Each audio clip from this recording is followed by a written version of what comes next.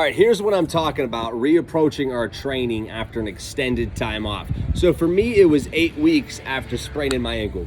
I'm just now getting back into my training. For you, it might look like 8 weeks of quarantine. Now, you've still been training your body, say push-ups, and you've been doing some running, but as you've already come to find out that the stimulus of the body weight exercise is just no relation to the stimulus that you're gonna get from the iron.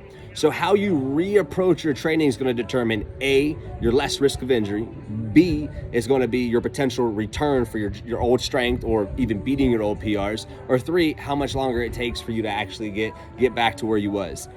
When we reapproach our training, that first week, I'm telling you, everyone's gonna be amped. People's gonna be getting the best workouts they've ever had because they're hyped, they're finally back to with all their friends. So they're training their ass off and they're going crazy. And that's great. You might even set a quick PR that day because the adrenaline is gonna be so high.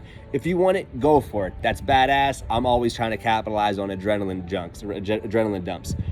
But that's not going to be productive in your longevity. If you do something like that, you're going to want to take the next week to kind of deload and let your body recover, get used to the stimulus you're about to start putting it under again. So how I'm reapproaching my training and how I suggest that you just open your mind up to and sign up to my newsletter to check out what I'm talking about is going to be utilizing specific exercises. It's going to be what I call sub-accessory exercises, or the third exercises down on my split, to build my work capacity back up to start handling the heavier deadlifts and the heavier squat wear.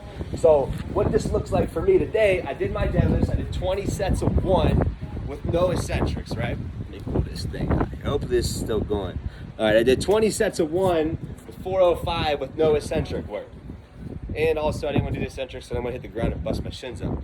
So the next exercise I'm doing is going to be with this kettlebell, doing slow eccentrics in the actual position I'm gonna be deadlifting in, right? The exact same position with the same exact knee bend, and try to keep my hips in the same position as what I'd be deadlifting in.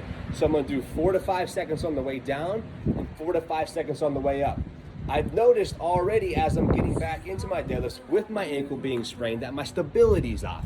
I know that my stability's off. I preach this all the time. If you're not stable, you're not strong. All of us are gonna have to practice our stability as we head back into the gym, especially after quarantine when we just haven't been used to the same stimuluses. So let's get some stability work in. So I'm doing 5 seconds on the eccentric, 5 seconds on the concentric, spending a lot of time under tension. It's giving me a nice little pump, and it's also focusing on my stability. 2 birds, 1 stone. Let's check it out. I want you guys to see my toes. Watch my toes here. I want to show you what rooting looks like, right? Watch my toes. I reach out, I grab a hold of the ground. See that there? Watch that. Let me show you what this is. Brace the core. Hip hinging. Legs are locked out, right? Just in the same deadlift position. Hip hinge back. Knee bend slightly. Tight, tight, tight.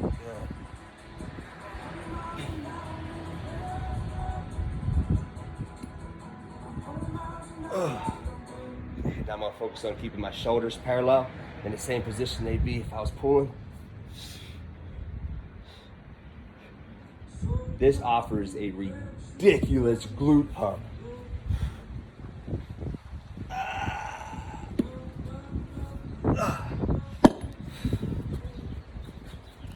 Now this is the sprained ankle I'm working off of now, the right side, which is dramatically different.